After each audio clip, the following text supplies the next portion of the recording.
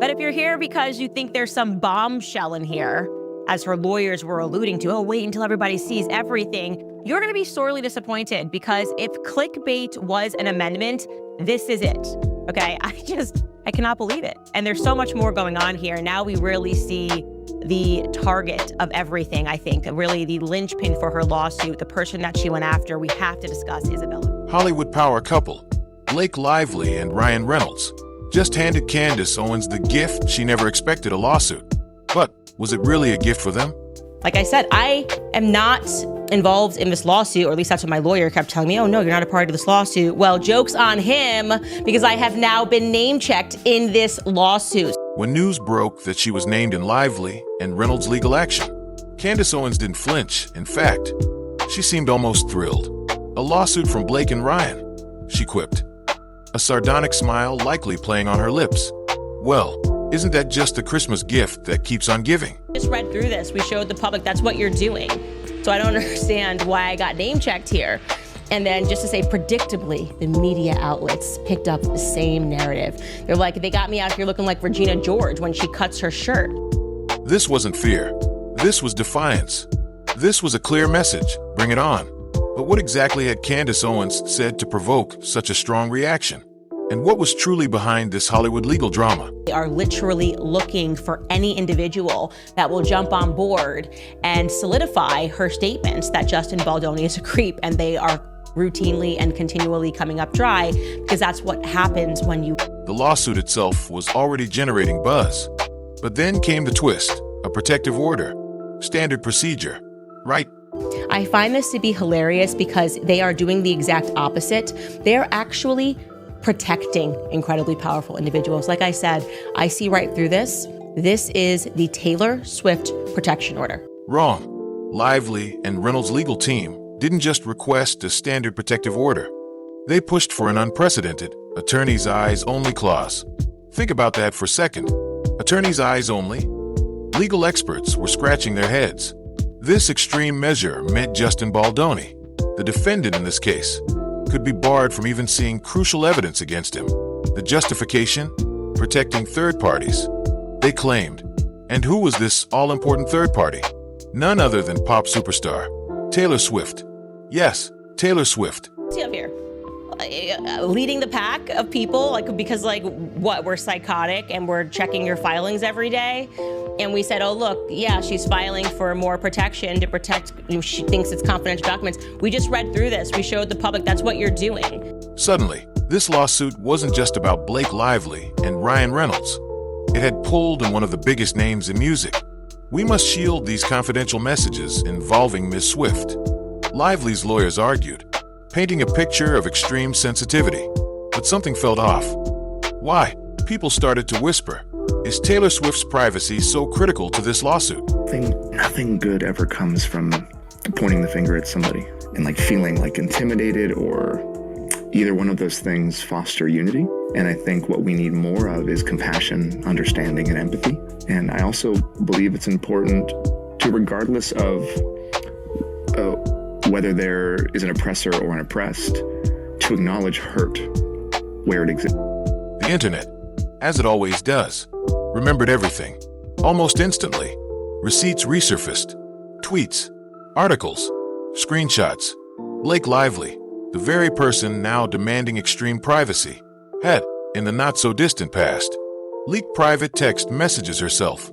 A pretty strong argument, because they're saying, we're just like to remind the public that it was clearly her team who leaked private text messages and leaked emails without any due process at all to the New York Times. So why are they coming at us pretending that oh, such a thing could potentially ruin careers, when it seems like that's exactly what you were doing when you released these messages that only you had? Wait a minute. Online commentators erupted. Is this the same Blake Lively who publicly shared someone else's private conversation? The hypocrisy was, shall we say, glaring. Candace Owens didn't miss a beat, seizing on this apparent double standard. So, privacy for me, but not for thee. Owens questioned, her voice dripping with irony. The narrative Lively and Reynolds were trying to build began to crack, revealing a foundation of, well, let's just say it wasn't as solid as they'd hoped. The carefully constructed image of privacy and victimhood was starting to unravel. Thread by thread, what was intended to be a shield, a way to control the narrative and garner public sympathy, became a spotlight, revealing more than they intended.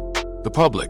The PR tactic to try and sway the public. And I think these are deliberately being leaked to us creators so that we can run with it. Initially perhaps inclined to side with the glamorous Hollywood couple, began to shift. Sympathy turned to skepticism. Narrator, she did not listen. She did not take my advice at all. I said that having read through Blake Lively's complaints, that it was evident to me that she was likely under the influence when she filed her complaint. And who wrote to me said that they worked on the set of It Ends With Us, okay? And that the villain in this entire story is not Blake Lively, it's not Justin Baldoni, but it is Ryan Reynolds. Something's not adding up became the common refrain online. The internet, that ever-vigilant watchdog, turned on Blake Lively and Ryan Reynolds with full force. Memes, scathing comments, and viral threads dissected every detail of the lawsuit and the protective order. Media outlets, initially perhaps hesitant to criticize such A-list celebrities, started to ask tougher questions. Legal experts weighed in, expressing serious doubts about the attorney's eyes-only clause and the justification for it. This is highly unusual, one legal analyst stated on a prominent news channel, and frankly, it raises more questions than it answers. The PR stunt, if that's what it was, had spectacularly backfired. Instead of silencing critics, it amplified them. Then came Ryan Reynolds' attempt to diffuse the situation with humor. During an appearance on SNL's 50th anniversary special, Reynolds, known for his witty persona, decided to joke about the very lawsuit that was causing so much controversy. "Yeah, we're being sued," he quipped, likely with a charming grin. But hey, at least it's keeping things interesting. The audience might have chuckled politely, but online, the reaction was frosty. "Too soon. Ryan, too soon." One tweet read, "Is he seriously joking about this? People are claiming real harm." Another user commented, "The humor fell flat. Instead of appearing lighthearted and relatable, Reynolds seemed tone-deaf. His attempt to deflect criticism with a joke only served to fuel the fire. It reinforced the growing perception of insincerity, of a couple out of touch with the gravity of the situation, more concerned with their image than with genuine accountability. The jokes just didn't land. In fact, they seemed to dig the hole deeper. This wasn't just about a lawsuit anymore. It was about something much bigger, something Candace Owens was determined to expose: Hollywood feminism. Owens didn't hold back. Blake Lively, she declared, is weaponizing feminism. She's using it as a shield to deflect criticism and a sword to attack anyone who dares question her. Owens argued that this wasn't about genuine equality or empowerment. It was about power and control. "This is fake feminism," Owens asserted, her voice rising with passion. "It's feminism for the elite, for the privileged, for those who want to silence dissent and maintain their gilded cages." She painted a picture of Lively and Reynolds as symbols of this Hollywood feminism, using the language of social justice to mask what Owens saw as deeply self-serving actions. True feminism, Owens proclaimed, is about speaking truth to power, not using power to silence truth. And in her eyes, Lively and Reynolds were doing the latter, not the former. Accusations began to swirl that Lively's legal team was engaged in a calculated strategy of media manipulation. They're cherry-picking information, one commentator alleged, leaking only what makes Blake look good and suppressing anything that could damage their case. The attorney's eyes-only protective order was now viewed in a new light, not as a genuine attempt to protect privacy, but as a tool to control the flow of information, to keep potentially damaging evidence hidden from scrutiny.